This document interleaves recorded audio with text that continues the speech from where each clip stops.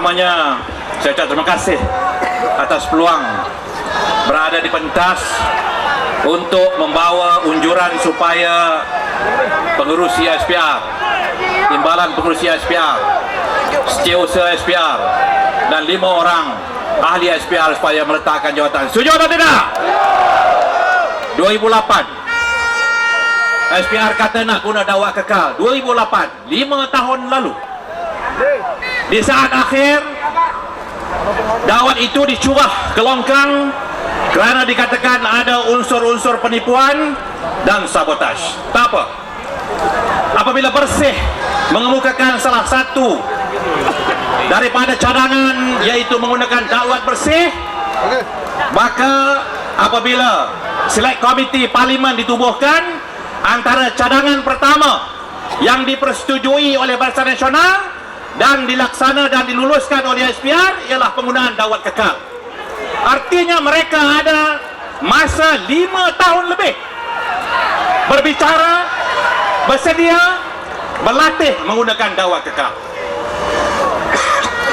Dan semasa tempoh kami dalam parlimen membincangkan isu ini, dakwah kekal ialah antara cadangan pertama yang diluluskan, walaupun ketika itu tugas kami dalam parlimen belum selesai.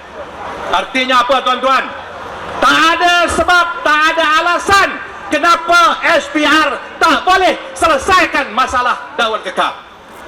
Tiba-tiba dakwahnya, tuan-tuan, tidak kekal. Hanya beberapa jam saja dakwahnya sudah hilang. Lalu apa kata pengerusi SPR semasa ditemu duga di dalam radio?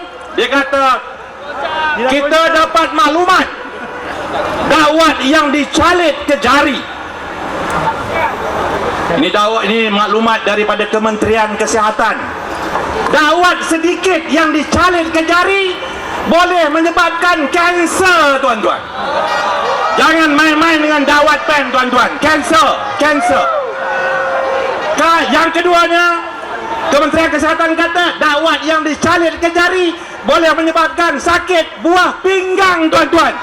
Baik-baik dengan dakwah, tuan-tuan. Jangan dakwah dalam pen baju kita itu. Hati-hati, boleh kena penyakit buah pinggang. Siapa yang percaya, tuan-tuan? UMNO Kuala Kerai je yang percaya. Kita rakyat nak ditipu.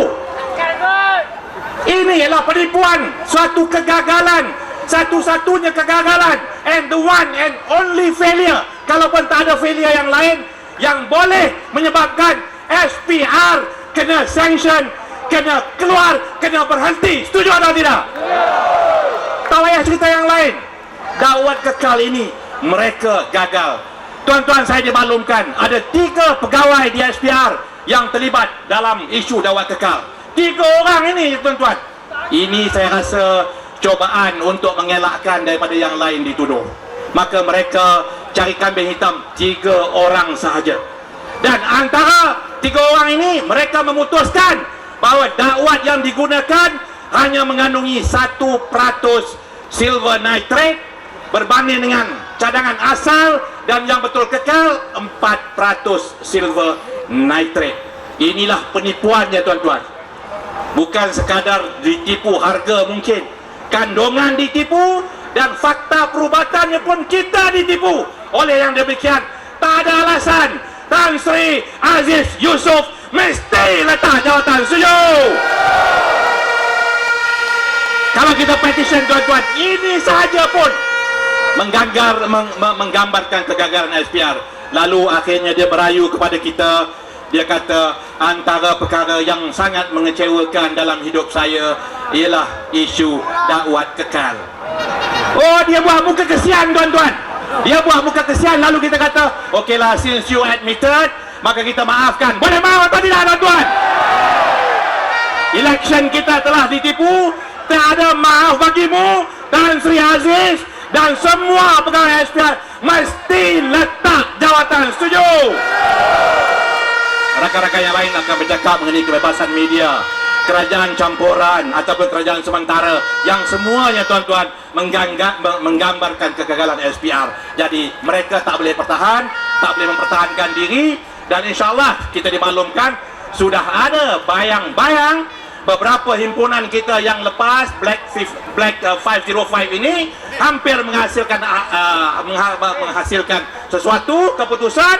Bunyi-bunyinya pengurus SPR akan ditukar, itu belum pasti. Himpunan hari ini akan finalisekan desakan kita, dan Sri Aziz dan rakyat dalam SPR mesti letak jawatan. Hidup, hidup, hidup, hidup, hidup rakyat, hidup rakyat. Tombang, tombang, tombang, tombang, tombang BN, tombang BN. Hidup, hidup, hidup, hidup. Keadilan, keadilan. Hancur, hancur, hancur, hancur. Kezaliman, kezaliman. Reformasi, reformasi. Takbir. Allahu Akbar. Assalamualaikum warahmatullahi wabarakatuh.